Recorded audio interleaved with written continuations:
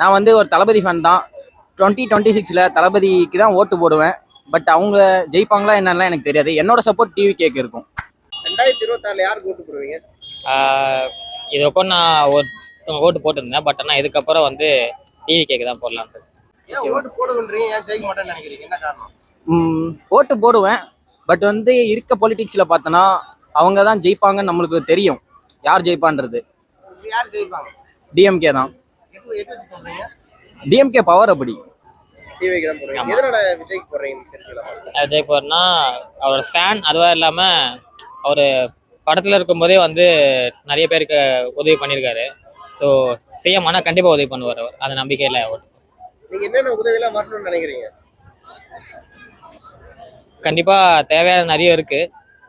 நம்ம சொல்கிறவர் அவரே பூர்த்தி பண்ணுவார். அவருக்கு கண்டிப்பாக தெரியும் நாட்டுக்கு என்னென்ன தேவை அப்படின்னு. இப்ப திமுக அரசு வந்து என்ன செய்யல, விஜய் வந்து என்ன செஞ்சிருவாரு?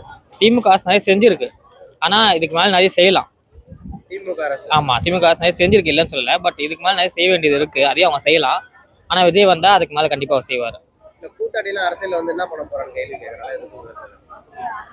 அது வாயிருக்கவங்க என்ன பேசலாம். ஸோ பேசுவாங்க, ஒன்றும் பிரச்சனை இல்லை. அவங்க பேசட்டும்.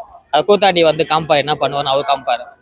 இல்ல எம்ஜிஆர் கூத்தாடி தான், விஜயகாந்த் வந்து. ஆமா, எம்ஜிஆர் கூத்தாடி தான். அவர் வந்து காமிச்சார்ல என்ன பண்ணுவேன் அப்படின்னு. அதே மாதிரி விஜய் என்ன வந்து காம்பார், நான் என்ன பண்ண முடியும்னு அவர் காம்பார். மாற்றங்களை எதிர்பார்க்கறீங்களா? கண்டிப்பா எதிர்பார்க்கும். நிறைய வரும். சீமான் கிட்ட எதிர்பார்க்கறீங்களா? அண்ணாமலை கிட்ட எதிர்பார்க்கறீங்களா?